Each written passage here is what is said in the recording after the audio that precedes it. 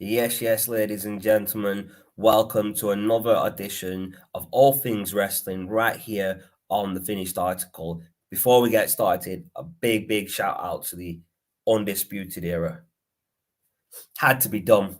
Kyle O'Reilly went absolutely sick at the end of his match at NXT Takeover, threw up the signs. Undisputed Era, we know where he's going. We're going to talk about it. We're also going to talk about Johnny Gargano. We'll talk about NXT Takeover. We'll talk about Brock Lesnar showing up at SmackDown. We're going to talk about CM Punk and MJF and also Edge and Miz.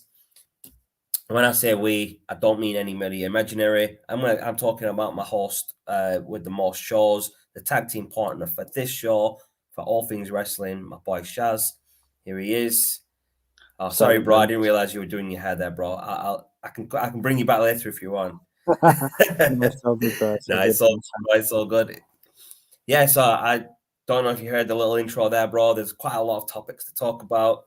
The biggest one, the first one we're going to talk about is the promo between CM Punk and MJF. Something that I've been waiting for a long time. And it didn't disappoint. It was like a 15 to 20 minute promo. And I didn't even make this banner at the bottom. Shaz just put this up. It was actually absolutely epic. I've had some people who have only just recently started watching wrestling over the past couple of years and said this has been the best promo that they've ever seen. Bro, this without for shadow of a doubt, I have to put this out there. I'm literally gonna. Where's that banner? Give me 1 second, boys. This promo was something that I was looking forward to as soon as I saw Punk sign with AEW, because we all know Punk's great on the mic. He's dropping pipe bomb after pipe bomb, but MJF is really good on the mic, and it showed in this. It really did. The whole references to WWE, the "You Can't See Me" guy, the King of Kings being Triple H, and CM Punk dropping the Miz's name. That was classic. He goes, "You're just a less famous Miz," and that was quite harsh to say to MJF, because he does remind me a lot of the Miz with wearing the suits and being heel and the way he talks shit to people. But it was epic, man. It was an epic promo. But going off a little bit off topic, but still talking about wrestling, WWE tried to counter this by having Edge and The Miz do a promo in the ring. Now, it didn't live up to the hype of Punk and MJF. To me, that Punk and MJF promo was brilliant, but Edge and Miz was still really good. And I think Edge mentioned that, he mentioned something about the Miz and other shows having to drop his name to get a pop or something. It was quite funny. There was a lot going on since the last time we've been on. I think the last show we reviewed Full Gear and Survivor Series, so there's a lot of stuff going on. Obviously, at the end of Full Gear, we saw Jay Lethal. Jay Lethal was announced as an AEW wrestler. He challenged Sami Zayn to a TNT title match. What a brilliant match that was. Jay Lethal, to me, is a brilliant wrestler since his TNA days, when he was a really young wrestler at that time. And then he was Ring of Honor champion. He's done quite a lot in his career. Following that, we had Sami Zayn take on Tony Nese. If you remember Tony Nese from WWE, he was mostly on 205 Live. I think he was on Raw and SmackDown here and there. Obviously, he's now in AEW as the Premier Athlete. He was 4-0 in AEW before the match against Sami Zayn. Sammy Guevara, sorry. I'm talking about Sammy Guevara, not Sami Zayn, people. And Tony Nese lost his first match to Sammy Guevara, which was a TNT Championship match. Another great match to watch. I absolutely love watching Sami Zayn. I'm going to ask you a question, Misha. So, in AEW, you've obviously got the Inner Circle. Yeah. Right? And the person who's benefited the most from the Inner Circle is Sammy Guevara. Like, he was very, very unknown when he signed with AEW. And working with big names like Jericho, Jake Hager, and even Pride and Powerful, the tag team of Santana Ortiz, he's got a lot of rub off him. He's got a lot of, I don't know, he's got a really big push after, the stuff that they've done within Inner Circle. And there's talk of Daniel Bryan wanting to do the same. So he wants to eventually start his own faction and help some of the younger talent get over by being part of that faction. And apparently one name that's actually been mentioned that he wants to get over himself is Daniel Garcia, the guy who's currently with 2.0. So they're thinking of putting 2.0 and Daniel Garcia with Daniel Bryan and maybe another superstar and having a 5-man group. What are your thoughts on things like that, Shaz, like having factions? Because AEW do have quite a lot of factions and trios right now. So to go back to your first point, just to help tie up the discussion. So Punk versus MJF, I watched that. Shall share the link, and I watched it, and I have to say right now, it reminds me of the classic days where we could watch wrestling and actually enjoy it for a change because it wasn't so scripted. Literally, these guys were going back and forth. I couldn't stop laughing at half the stuff that was coming out, and they're just free flowing. Punk, I can see where MJF is coming from. Punk is like aged a bit. Punk, obviously, pipe bomb legend, knows how to drop it on the mic. And then WWE trying to respond now. I just watched that before we jumped on. And to me, I would agree with Chaz. It doesn't have the same. It doesn't have the same edge as Punk versus MJF as my comment below or banner go below. I think it was a dig, but let's be honest, AEW are literally shitting on Vince right now because they know they've got the bigger brand, they've got the product that is literally dominating. The only difference is WWE has been around for so long that they're only ahead because of historical reasons. But right now, if you had to put them head to head, AEW is smashing it by a mile and a half. 100%, bro, 100%. To go on to your point about factions, sorry. No, go for it, bro. Take your time, man. I think you say what you need to say. I think that's the best thing I've seen because the problem with WWE, and we keep going back to it, is when we have the same people winning again and again and again. And I'm like, hang on a second, why? What's the purpose? Who are you trying to put over? Who are you trying to give a lift to? And we don't really see that in WWE. It's really the tried and tested. Well, we like fish and chips. We'll have fish and chips again because we're dumb. We can't try anything new. But factions for me, I think work.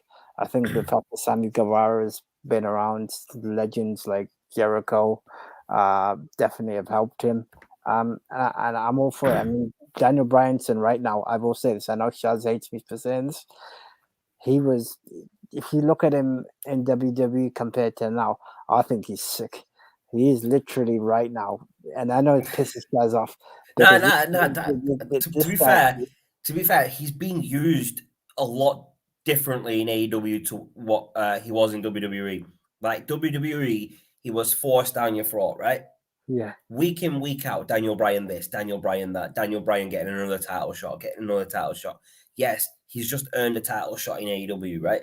And I don't have a problem with that because he's undefeated and they're building him up. He started off as a babyface, which, it was okay.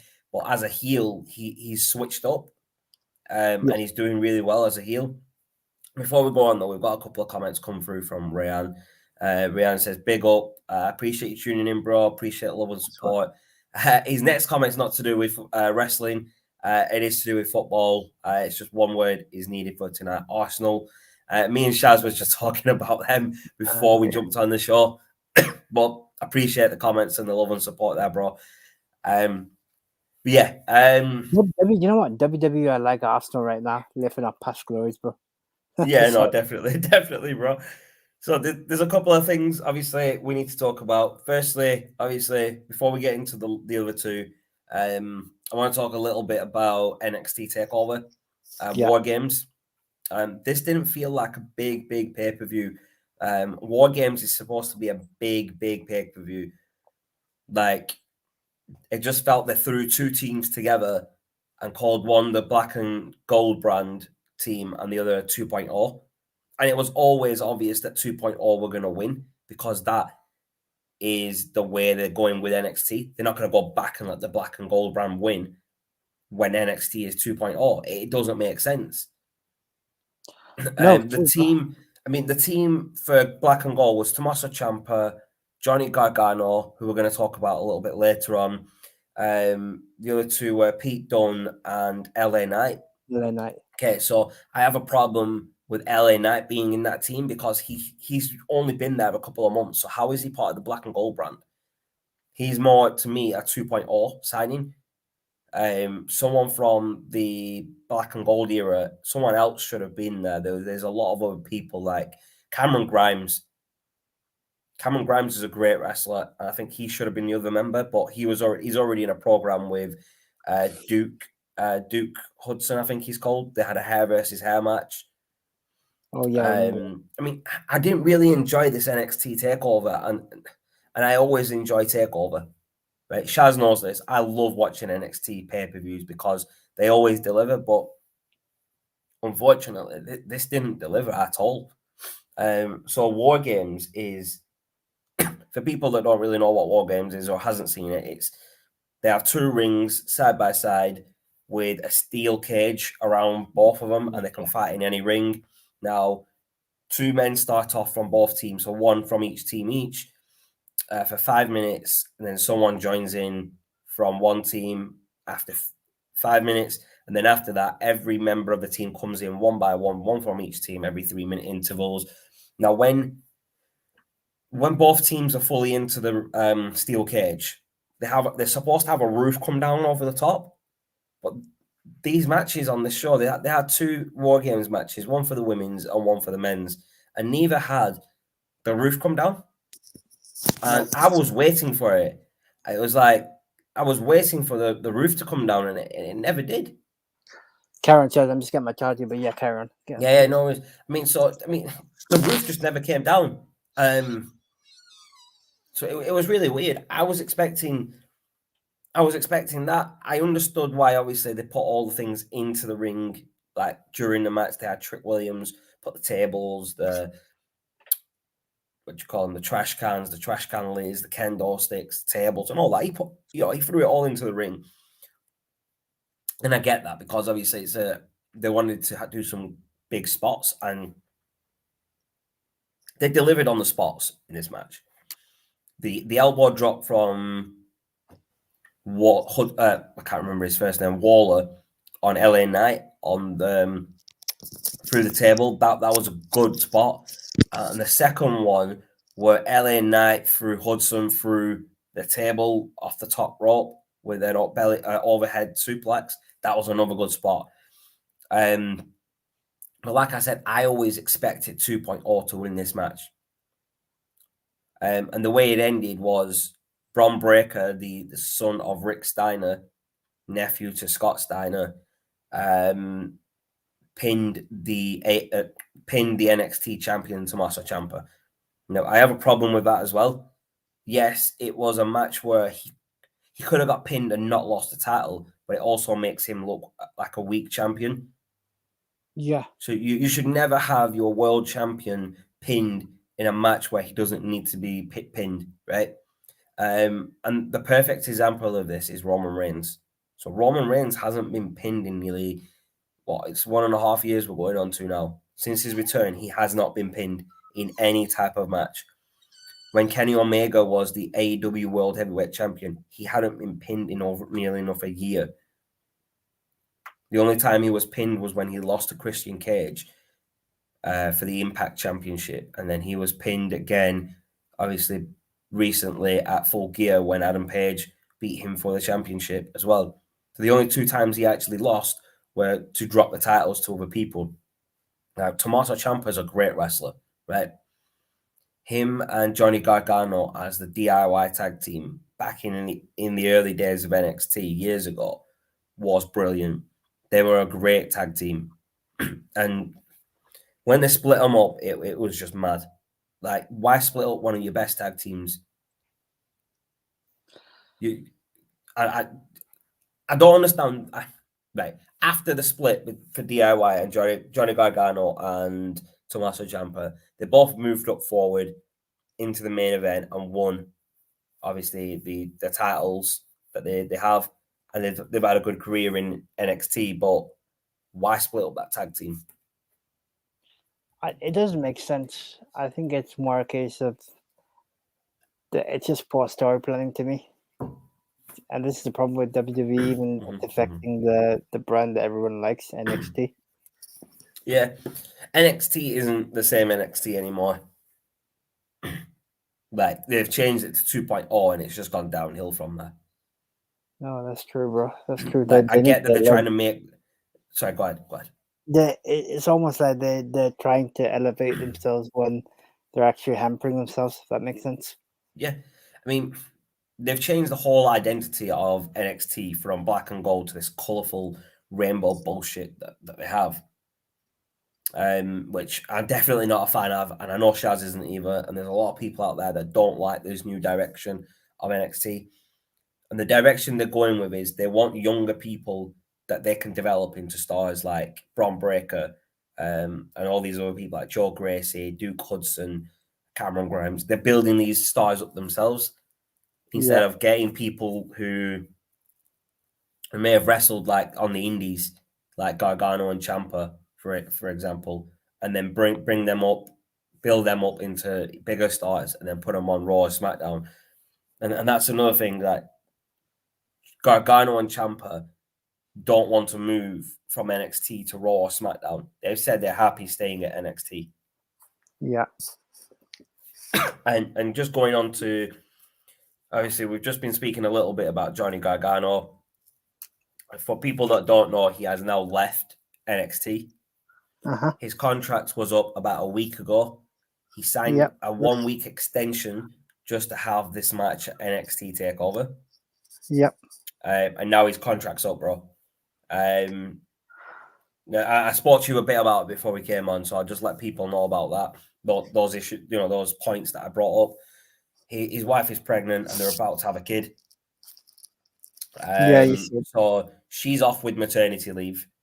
Gargano doesn't want to be wrestling whilst the kid's born. Obviously, it's their first kid, and he wants to be there. So he's not going to be wrestling. From my understanding, he's not signed again with NXT, and he's not actually in talks with AEW. He's not in talks with anybody. He wants to spend time with his wife and obviously the kid when it's born, and then he's going to decide whether he wants to come back to NXT or he wants to go to AEW or do something different.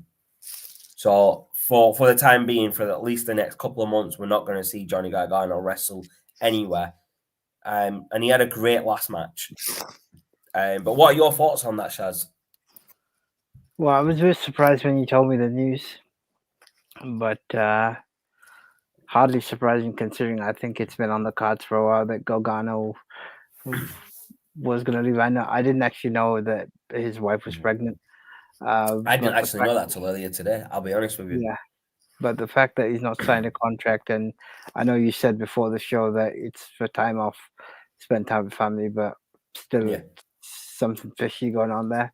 My guess is he'll probably end up on AEW, if I'm being honest. I've got a feeling he will end up at Ring of Honor once they come back in April. Yeah. Because Ring of Honor don't have a roster. And to bring Johnny Gargano and put him on your roster for one, he's one of the best wrestlers out there. You can't take that away from him. Like, people know him as Johnny Wrestling. So you know how you have Shawn Michaels, who was Mr. WrestleMania. Yeah. In NXT, Gargano was Mr. Takeover. That's what he was known as. Now, I don't know if you watched the Takeover yet, Shaz. But if you look at Johnny Gargano's ring gear with the jacket, it was all different colors. Yeah. Now, from my understanding, it was a blend of all the takeovers that he's been on. So all the gear that he's had for all them different takeovers that he's been on, he had all them merged into one, basically. So they cut them up and made them into one. It was basically a tribute of his career in NXT, and that being his last match. Well, that's the way it looked like to me from what you described, and So I need that's to catch the rest of it, but I yeah, wouldn't be surprised. I mean, and saying that, the way that he's done that, it doesn't look like he's going to be signing again with it and coming back to NXT. I've got a feeling if he stays with WWE, I'd be very surprised. Very surprised. Yeah, I'd agree with that. There's also NWA that he could go to. Their roster is very weird. Like we just had Fandango debut over this week there.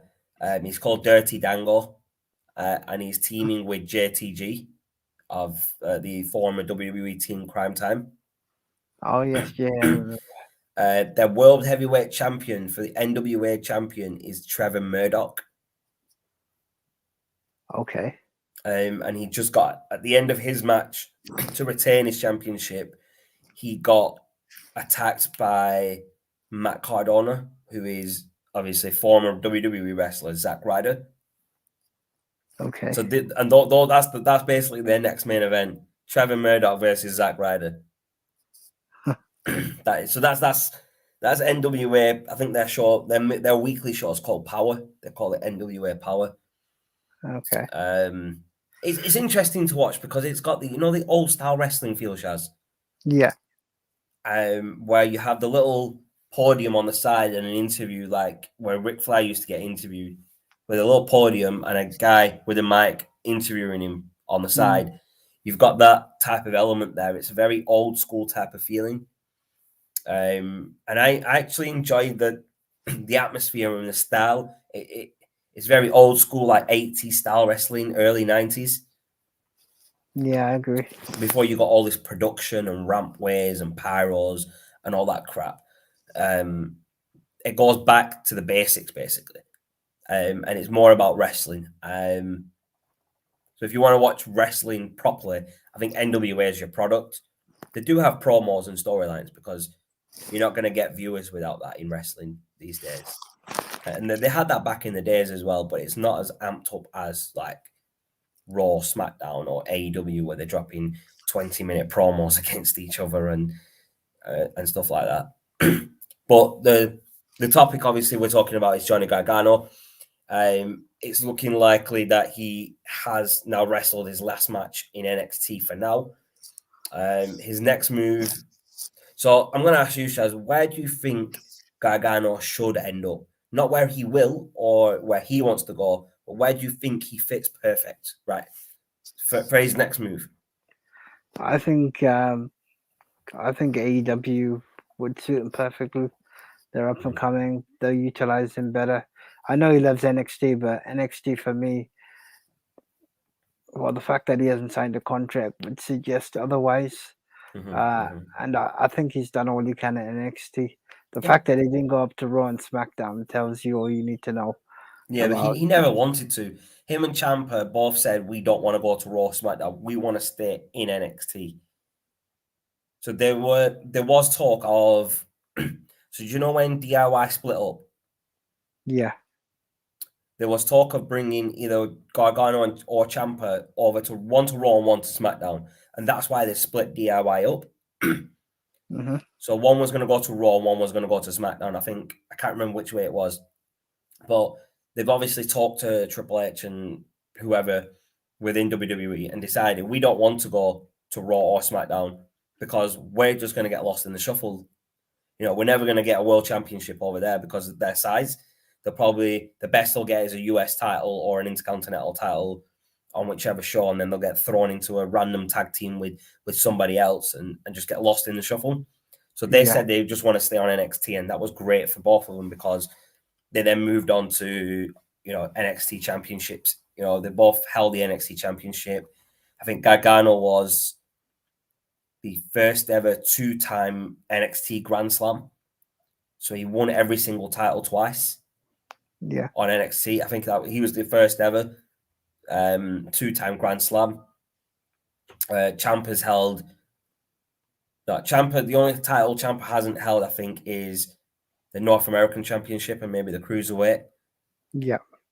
I mean, I don't think the Cruiserweight Championship actually counts as an NXT Championship because it's tag team, North American, and World an NXT championship. The cruiserweight, champion is just 205 Live, basically. So you're saying he should end up in AEW, yeah? Yeah. No, I don't really think that that's a good move for him, Shaz. And I'm a really big fan of Johnny Gargano. I think he's a great wrestler. There's some great potential for him to have some great matches in AEW with like the likes of Bryan or Bryan Danielson, CM Punk, MJF, Sammy Guevara, and all these other people. But AEW are signing too many people too quickly. Okay. So you right now they've got Adam Cole undefeated in singles competition, Daniel Bryan undefeated in singles competition.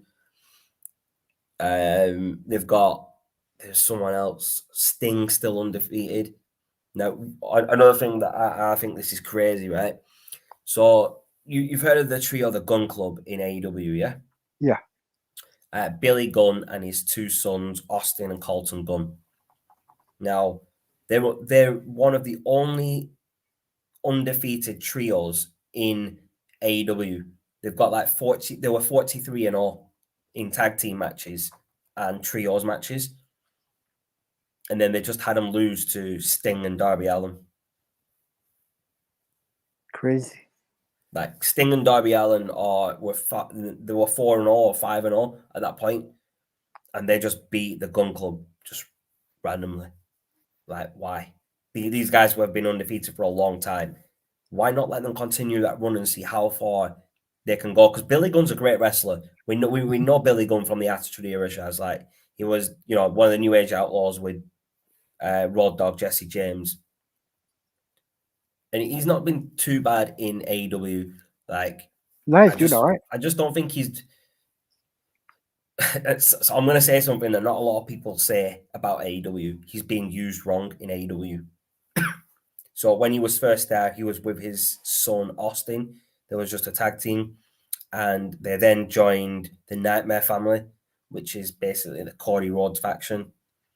Again, you hardly see him on Dynamite. You hardly see him on Rampage. They just wrestled Dark and Dark Elevation. Then his other son, Colton, joined them as a trio. Again, you don't really see much on AEW Dynamite or Rampage. They're just on Dark and Dark Elevation. I just feel like Billy Gunn could be used a lot more. He could be put in feuds with younger talent. Like, for instance, you've got the trio of the Gun Club, right? Put them in a storyline with 2.0 and Daniel Garcia. That's a great 3-on-3 feud you've got right there. But what have they done with 2.0? They're having 2.0 and Daniel Garcia attack Eddie Kingston and Chris Jericho. It's like, why them when they could have a 3-on-3 feud, which I think would help elevate 2.0 and Daniel Garcia higher right now because Gun Club are doing so well. And obviously, we know Billy Gunn. We know what he's capable of. But that's crazy because of everything that's happened. I would agree with you that it's the same thing when we go back to WWE era, right? So I keep bringing this up. Asuka was undefeated. Was it 500 days or whatever? All of a sudden, WrestleMania loses to Charlotte Flair. Why? Again, what's your logic behind that? Charlotte Flair should have put her over. So that was just to put Charlotte Flair over, like, and try and get her over with the fans. But she's already over with the fans at that point. That's what I mean. So they didn't need to do that. I could understand if Asuka lost to someone who was up and coming, like an NXT superstar who was debuting or something like that. Yeah, that makes sense. But or the worst one, and you're gonna hate me for saying it, is this. Why the fuck would you say it will make Undertaker lose to Brock Lesnar? Yeah, no, that's always going to be a talking point in wrestling, bro. That the Undertaker lost to Brock Lesnar. I hated it. So WWE wanted to do something controversial. They wanted to have that oh my god shock moment that they always have. And obviously they played around with the Undertaker losing to different people. Yeah. And The Undertaker said the only person that I will lose to is Brock Lesnar because they're really good friends. Let me ask you a question. So on that point, so two things I want to raise, and this is a discussion point. Go for it, bro. The brand right now is suffering so bad. So The Undertaker's undefeated streak was the thing that was keeping WrestleMania interesting until he retired. Fair enough. Yeah. Now You just said that the only person he would lose to is Brock Lesnar because they're mates. Yeah. But I'm trying to think of this from a story mode perspective. That if you're going to put somebody over as the one that carries the torch over to the next generation, and when I say next generation, I'm talking about a guy that appears in day out, smashes promos, kind of like The Rock and Austin did. Yeah. That makes sense. You try and put someone over that way. I get what you mean. Like, yeah, it would have been better if it was Roman Reigns. Yeah, exactly. Yeah. So that makes sense because that made sense. Like, but he'd already been beaten by Brock Lesnar just before that, so it didn't really make that much sense. Which is why when the fans booed Reigns, I was like, "Why are you booing him? You should have been booing." It's not his fault. It's not his fault. That made a sense that he should have beaten him, but Lesnar shouldn't have lost. Lesnar shouldn't have beaten him. So it's like one or the other. You can't have both. No, definitely. You bang on. That you shouldn't have had him lose to Brock Lesnar, then Roman Reigns. Because you know what happened now? If you're gonna have someone break the undefeated streak, you give it to someone young coming up. So you should have given it to Roman Reigns. What's going to happen now? And I don't know whether you agree with this or not.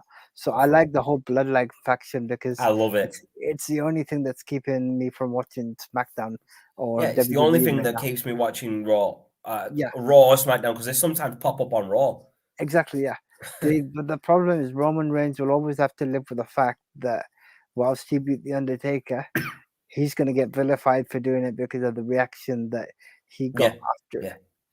No, definitely. I mean, that time WWE were trying to force Roman Reigns to be the biggest face of the company, and that's mainly the reason he was getting booed.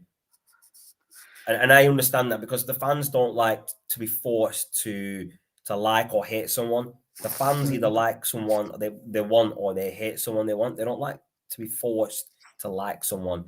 Yeah. And you could tell with Roman Reigns, he was just being forced to do these things and carry on being a babyface. And until last year, where he came back and he smashed them, as he says, "I'm going to smash him."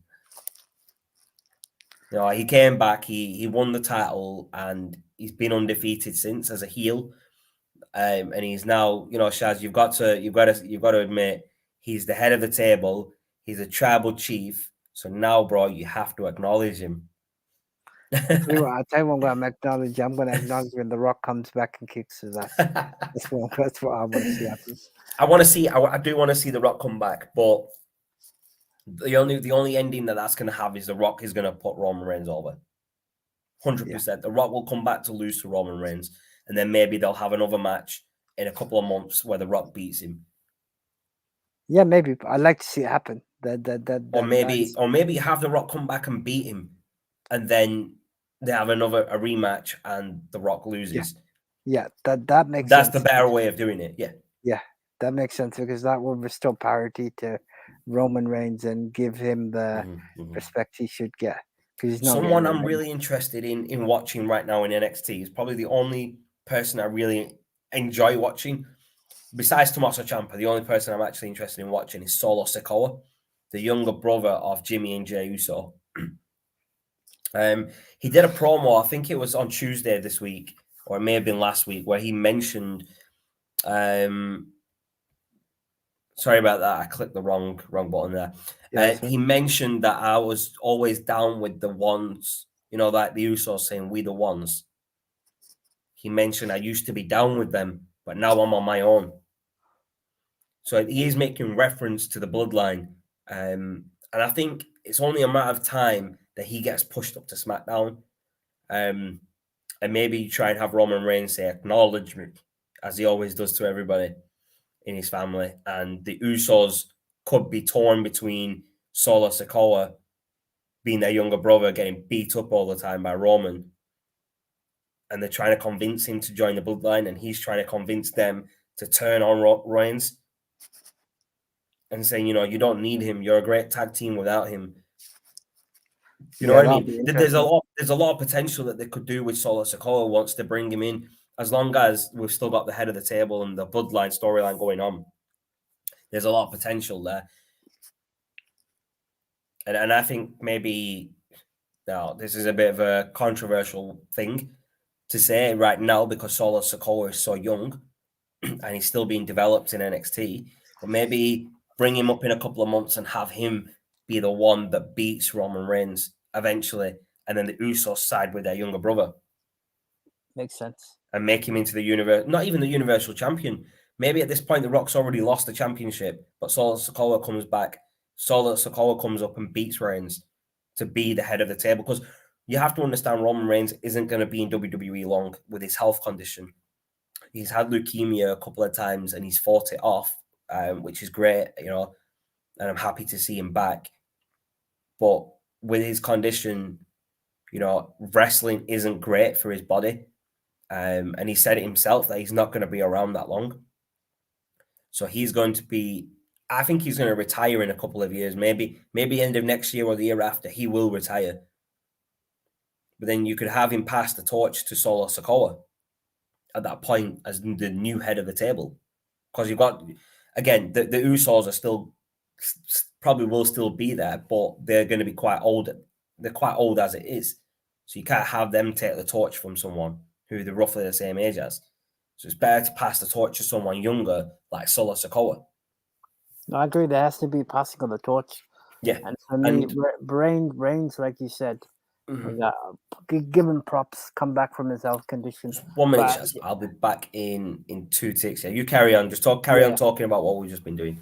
Yeah, no, that's fine. So giving props up to Roman Reigns for coming back from his health scare, leukemia, fighting back and proving the champion that he is. Obviously, big respect, but as Shaz has alluded to, there's going to be a time where the passing of the torch has to happen, and if it has to be the younger brothers, because Sikoa, I think that's probably a better storyline because it gets everybody on the same page. Similarly, it also begs the question as to what happens once the bloodline ends, because as I said, if Reigns ends, and it will happen at some point, it's just find the right moment, then how does that affect the WWE run? Now, when I say talk about affect them, as Shaz and me have just said, not only today, but over the multitude of videos we've done, the bloodline is the only thing keeping Raw and SmackDown together. It's the only thing that's, no pun intended, but it's the only thing that keeps SmackDown relevant. Yeah. Is being on the island of relevancy with Roman Reigns and the bloodline. Raw is already failing because they decide, let's have a 3-hour show for no reason because we haven't got the content. There is so much wrong with Raw that I can't even start to go into that now because we'll be here for another hour. There's so many things wrong with Raw. I mean, just off the top of my head, Finn Balor, the way he's being used,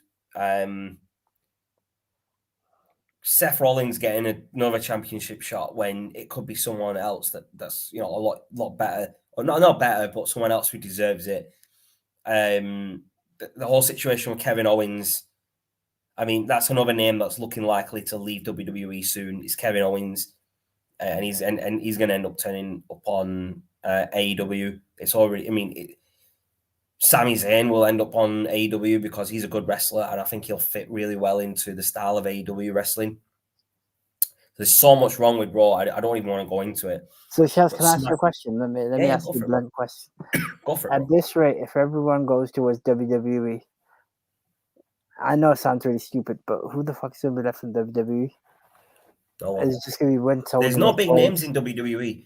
Like besides Roman Reigns, who's over with the crowd? And I'm not talking about part-time people like freaking Brock Lesnar who comes and goes when he feels like it. I'm talking about people who are there week in, week out. The bloodline are the most over thing on WWE TV right now. Once that bloodline stops, it's game over for WWE. You know who we have talked about? Randy Orton. Randy Orton, man, this guy. So I was going to get onto Randy Orton. I was meant to mention him at the start of the show as one of the topics because he's now hit a world record of 117 pay-per-view matches in WWE. Yes. the most pay-per-view matches in WWE history. And they're saying it's going to take someone a long time to beat that because he's been around for nearly 20 years now. I remember he made his debut for Evolution back in 2002. Yep. That's how far back we're talking. 19, nearly 20 years now. Yeah. I remember when he first joined and he was on his own, and then he joined Evolution with Ric Flair, Triple H, and Batista. I kind of feel bad for the guy in a way because I like what he's doing with Riddle. I think I don't. I'm going to be honest with you. I hate it. No, hear me out. So I agree. That element, you're right. It's not good what's happening with it. But my point is that it's the only positive because he's giving Riddle a push. But in terms of what he's doing for himself, I'm like, my man's worth so much more than this. And he's having to dabble around with the minor. Even AJ Styles. I don't know why you need almost. See, this is what's wrong with Raw. I mean, we could do a full episode on what's wrong with Raw. And it could be like a 2-hour episode, bro. I think we should do that next week. We'll talk about Raw. Guys, you know what we'll do? What we'll do is we'll rival Raw's tender. We'll do a 3-hour show, and this 3-hour podcast will be more entertaining than the 3 hours of bro. I don't even doubt that, bro. I don't doubt it at all. I mean, we could do that easy. Crazy, man, crazy. I mean, I don't even want to go into what's wrong with Raw right now, bro. I mean, it's just crazy. I mean, there are things wrong with SmackDown, don't get me wrong, but it's not as much of a mess as Raw. Now, there's one other thing that I mentioned at the start was Kyle O'Reilly. Yes. Big man from the Undisputed Era, bro. Undisputed Era and all that.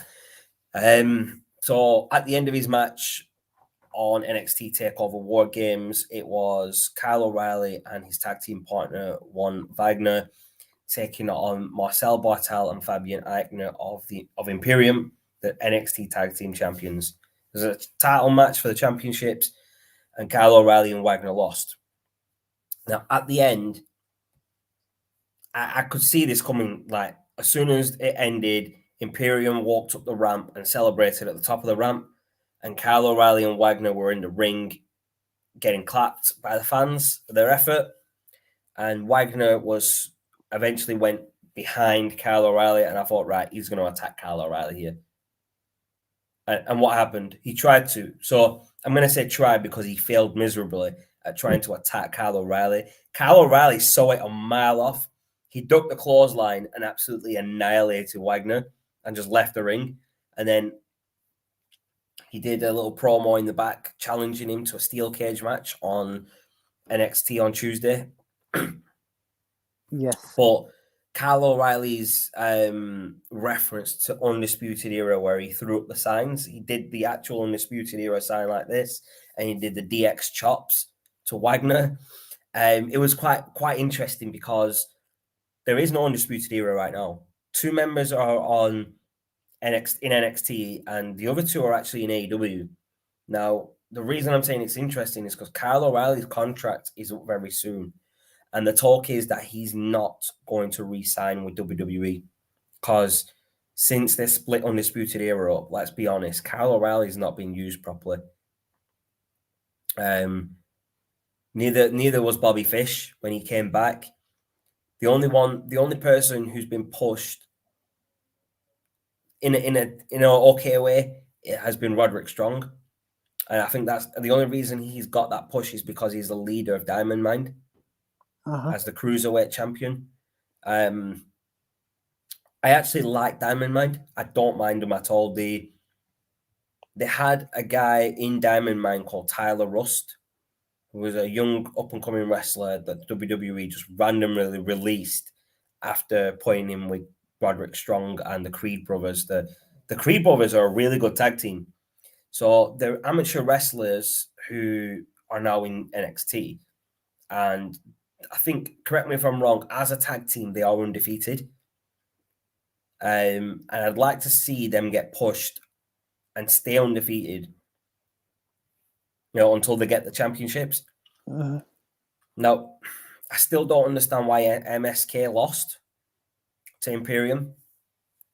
But since they have lost, they're doing these silly little promos of MSK traveling on the bus, on the train, driving cars to get somewhere, to meet someone. And we're going to find out who this Shazam guy is on Tuesday. And I think it's the third member of MSK. So if people don't know who MSK are, they are two members of a trio from AEW called the Rascals. And the other one is still, or from what I remember, he's still in Impact Wrestling. But it could be that he's now debuting in NXT as the third member of MSK. What are your thoughts on MSK and the way that they've been handled after losing the titles? And also, let's talk a little bit, obviously, I'll let you talk a little bit about Kyle O'Reilly as well, bro. So to go on to Kyle O'Reilly, as we mentioned, his contract is due to expire. Remaining member. One of the only, I mean, after he goes, there's only one member of Undisputed Era left in NXT, Roderick Strong. Yeah, and I'll be honest, again, the same thing as I mentioned about Johnny Gargano at the start. Guy's got so much potential. He's a brilliant wrestler, though, honestly. You know what? If I was Vince right now, it's almost like he's got his balls in his hand, but he doesn't know what to do with them. Because my man is literally selling the soul of the company and doing it right. Literally, you know how somebody gets old, they forget stuff, they die, it's the passing of the torch. Fortunately, there's no passing of the torch here. He literally is taking the company into the grave with him. That's literally what he's... You remember how he took over from his dad? How he was a commentator and took over from his dad. So his dad basically gave the legacy. Unfortunately, I don't know what Vince is doing. Surely what he could have done was say, look, I'm going to be honorary president or whatever it is you want to call it, chairman or whatever, but pass the reins on to Triple H or Shawn Michaels, the guys that, as we've talked about, know how to run the brand. They've done so successfully with NXT. They could have easily revamped Raw and SmackDown and made it what it needed to be. But obviously Vince has got no issue, a power struggle that he doesn't want to let it go. And the problem is he's gonna live long enough to see it die, but not be able to. No. It's all WWE to me is already a dead product right now. Yeah, I mean, you can't say it's going to die, bro. It's been dead and buried for years. It's just the loyal fans that are still tuning in, and it's more PG. The fact that I watch AEW more now and send Chaz promos of that. You actually do, bro. I mean, you send me segments of MJF being called Needle Dick. That second promo between MJF and CM Punk this week was amazing. CM Punk absolutely rinsed him and called him Needle Dick and told him to come to the ring and fight. And what did MJF do? He chickened out yet again. Now, if you remember, Shaz, at the end of the first promo they had, it looked like they were about to fight. MJF took his suit jacket off and then he just got out of the ring. So the same exact situation happened in the promo between Edge and Miz. Miz took his jacket off and then left the ring. And do you know what? On Raw, I was excited to see Edge, right? Because he was announced as being on Raw. And all I thought what was going to happen is Edge is going to come back and he's going to get a push to the title. Because after day one, the pay-per-view, Big E doesn't have an opponent. So I thought, okay, going into the Royal Rumble, maybe Edge is the challenger. But you can build up to that and give Edge an opponent before day one. Yeah. And I was just thinking maybe some random guy's just going to come out and challenge and accept Edge's challenge. And then when the Miz came out, I actually marked out, bro. I'm not going to lie. Miz is one of my favorite wrestlers. Like, he's done so much from coming from Tough Enough, from reality TV to main eventing WrestleMania and beating John Cena at WrestleMania for the WWE Championship. On the mic, he's one of the best heels ever. And I'll keep referencing the promo. It wasn't even a promo. It was the show after SmackDown, Talking Smack, between him and Daniel Bryan. He literally made Daniel Bryan take his headset off and walk off. That's how bad it got. I remember, yeah. That was one of the best. If that was a promo or if it was scripted, the way the Miz did it was amazing. I don't even think it was scripted. It didn't seem scripted. I remember he went off on a sick one and literally just destroyed him. Actually, one thing I wanna point out too. So Sami Zayn going on this whole thing. So it was really funny. So Sami Zayn won the chance to be number one contender.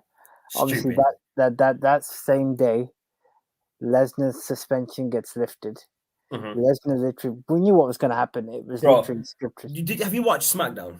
Yeah, I watched it. Okay, carry on then. I'll let you carry on then because you've watched it. I'll let you carry on about it, bro. It literally just annihilated him because he goaded him into took him out. I get Brock Lesnar wanted to fight Roman Reigns, right? Yeah. But why have it at day one? Why not wait till Royal Rumble? Let Sami Zayn have his pay-per-view title match that I think Sami Zayn deserves. Because whatever they've given him, he's run with it and he's done it really well. Yeah. And they just forced him into a match against Reigns on SmackDown, but Brock Lesnar annihilated him and Roman Reigns just came out and pinned him. Yeah. I thought it was a really bad decision to do it that way because Sami Zayn's a really good wrestler and I think he deserved a pay-per-view title match against Reigns to showcase his capabilities. Yeah, I know, I agree. But you got goaded into it. So yeah, exactly. And this is what's wrong with WWE. These types of decisions and the way they treat that. The way that Sami Zayn's been treated there, I wouldn't be surprised if he doesn't re-sign and end up in AEW because they wouldn't do that to any of their talents. No. It's just crazy, bro. Bro, it's I know we've talked for a while. We've been chatting shit for 52 minutes, bro. No, that's fine.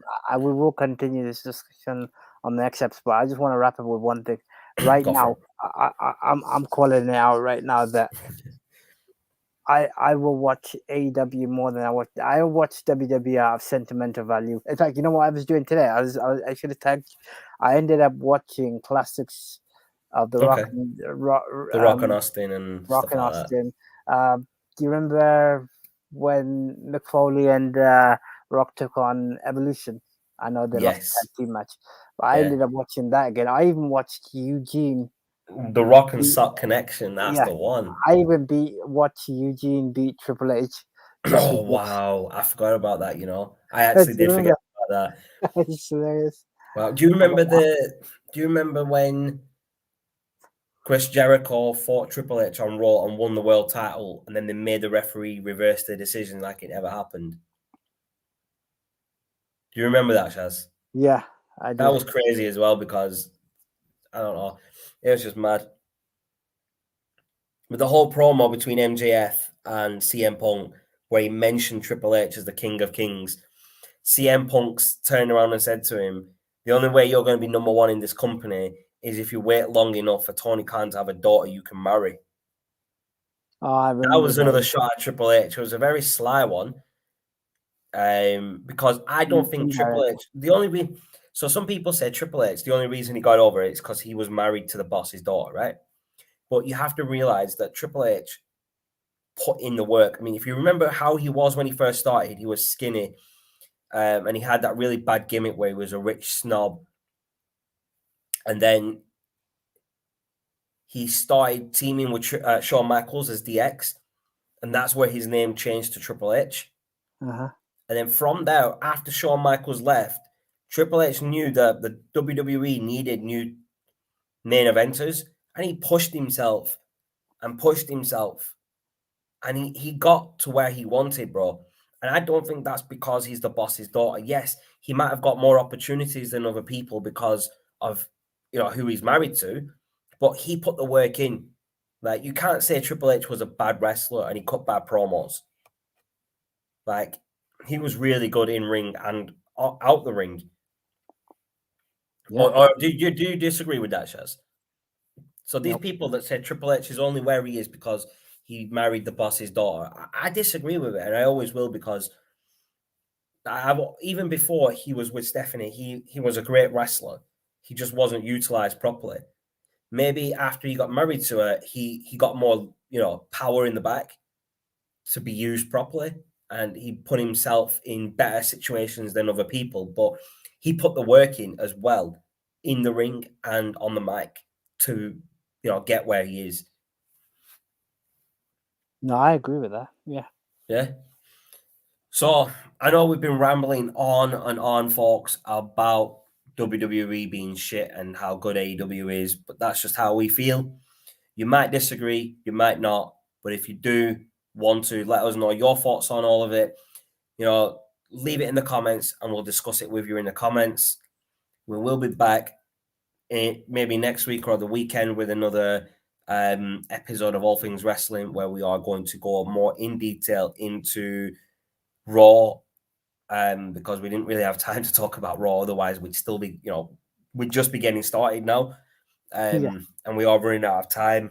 So what we'll do is so we'll do it next episode, Shaz. We'll talk about Raw and the problems on Raw, the way the talent's being used on Raw. Obviously, we can talk about other stuff, but the main topic on next week's episode will be Raw. Please follow us across social media. Facebook and Twitter are at the bottom of the page, and our personal ones are in the corners. Hit the subscribe button on the channel. Get yourself subscribed. And hit the bell notification so you do get notifications when we do post videos or go live. We are going to have a special episode, hopefully, this Wednesday from Old Trafford, whilst we watch Manchester United take on Young Boys. So that'll be a Fergie time video. Probably won't be long because you're not going to be able to hear much in the stadium. But yeah, we will definitely be on. We'll get something up. We might just record it and post it when we get home because, data charges and all that. But those are my final thoughts. I'm going to leave it to my boy Shaz, let him wrap up, and we'll see you next week. I'm going to wrap it up by saying Needle Dick destroyed WWE. Yeah, that's all I'm going to say. I mean, that's the pipe bomb right there. Yeah, WWE literally being shitted all over. Do you know what? There's rumors that MJF, his contract's up next year, and there's rumors that WWE wants him. So I'm just throwing that out there. There's going to be a bidding war for MJF next year or the year. I think it's the year after. MJF versus Miz. That's what you're talking about. No. I don't even want to see that. I don't even want to see the Miz versus MJF.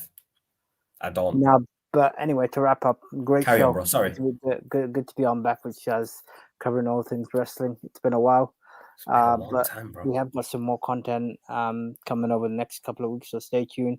But until then, have a good evening, and we'll catch you soon.